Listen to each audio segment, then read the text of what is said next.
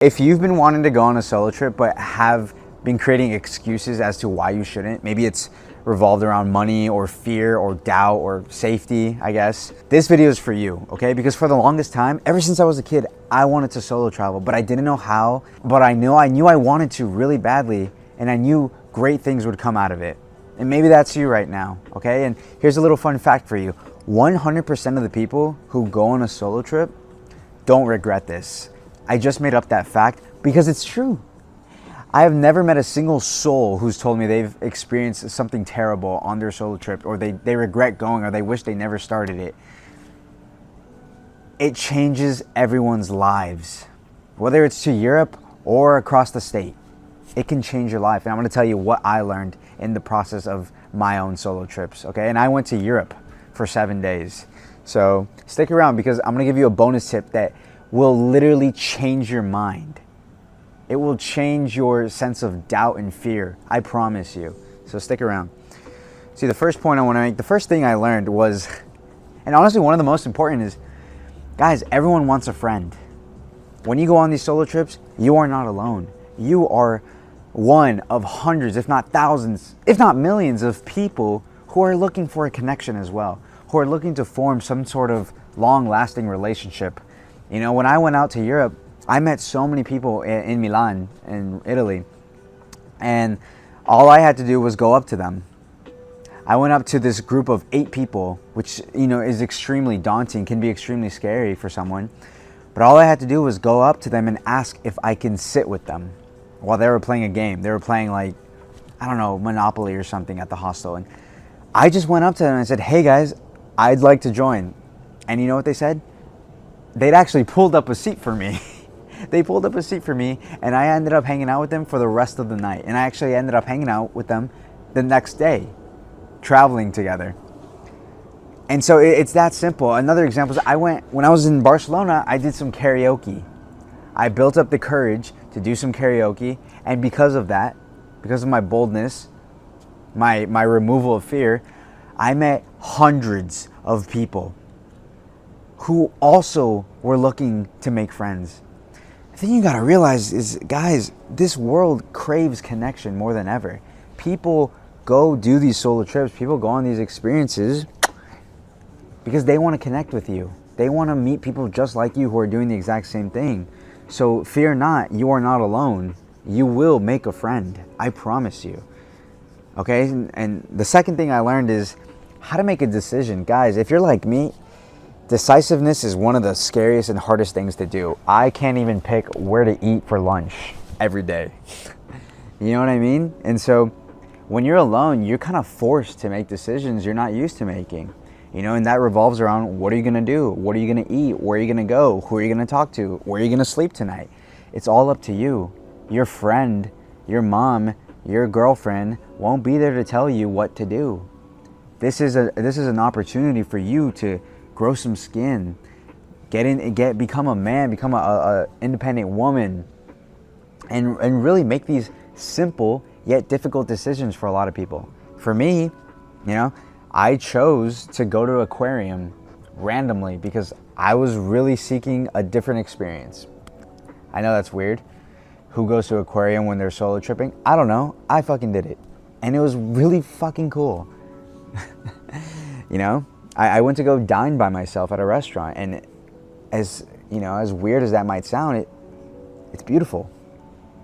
It's really grounding, actually, and it's bold, and it's actually, it deems confidence. It screams confidence to me. So, anyways, guys, you will make a decision.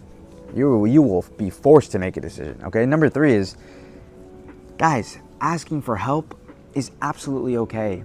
You know, I'm in San Diego, that's where I'm from. It can be daunting to, you know, ask a stranger, or if you're in the States like me, it can be really, you know, intimidating to ask someone because, you know, most of the time people don't want to be bothered. At least I think. But when you're out there, when you're solo tripping, asking for help is essential. You don't have a choice but to ask for help. It's either ask for help or spend hours trying to figure it out. And I learned the hard way. For the longest time, I thought I could navigate my way around the subway in Europe by myself, reading the different language, Spanish and French, languages, Italian, languages I had no sense of direction in. And eventually, I got lost.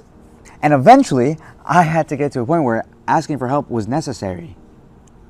And it saved me so much time. It actually brought me closer to some people. It, introduced me to some really cool people.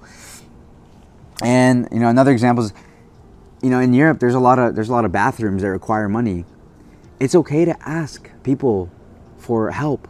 I had to ask a guy when I was at a Paris train station for a couple bucks because I needed to use the bathroom. It's not the end of the world, guys.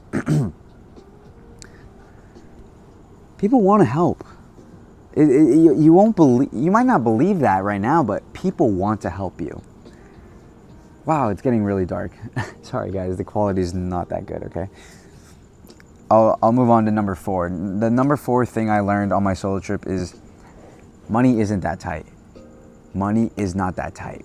Guys, when I went solo tripping to Europe, all the way across the sea, I had $500 to my name. I had no job, a very inconsistent job actually, and I got around through 9 countries perfectly fine with the grace of God, the help of others, and just the trust that everything's gonna be okay. I wasn't splurging.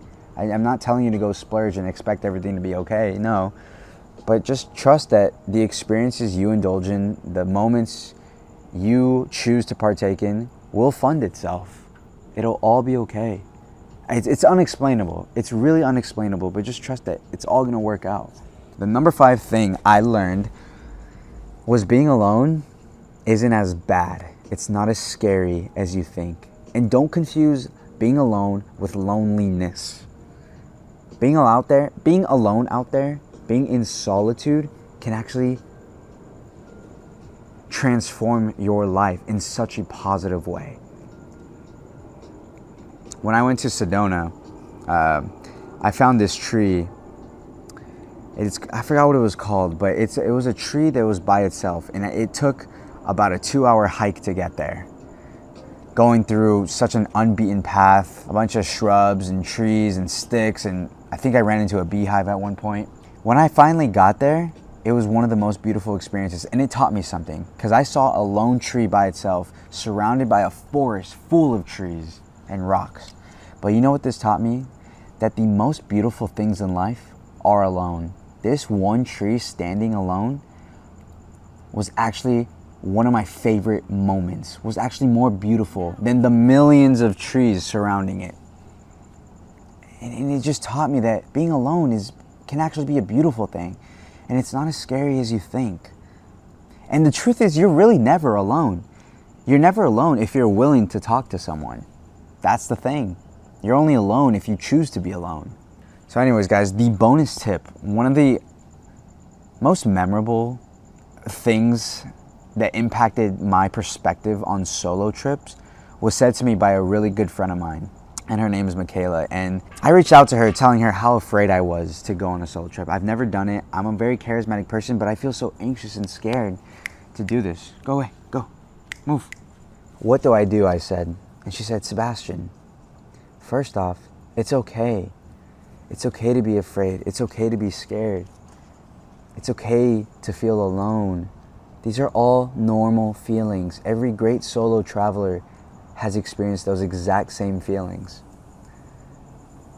So know that you are not alone just in that. And the fact that you even made it out there, you even traveled to Europe or to another state alone, is in itself the win. That is the win. You did the hardest part of just getting out there and just starting and just taking action. And so what I'm trying to tell you, if you're listening to this, if you've made it this far, is by just even clicking on this video lets me know that you're even considering it. And you are halfway there. You have fought half the battle already. Some people will go a whole lifetime without even considering it. And if you do consider it, now it's time to take action. Reach out to me if you are having trouble, planning it, budgeting for it, finding an itinerary, to indulge in or partake in. These are easy things. Those are the fun parts of it. But you just need to buy that ticket and get out there, and I promise you, magical things will happen. So guys, thanks for watching. I really, really want to thank you for watching and making it this far. And you know, my goal here is just to spread awareness about so many great opportunities that people miss out on in life. Okay, and for that, I want to thank you, and go ahead and subscribe if you found this meaningful, and comment if you found something that resonated with you. Comment yes if you've been wanting to solo travel, but you haven't done it. And maybe this is your sign to do it. All right, guys? And I'll see you in the next one.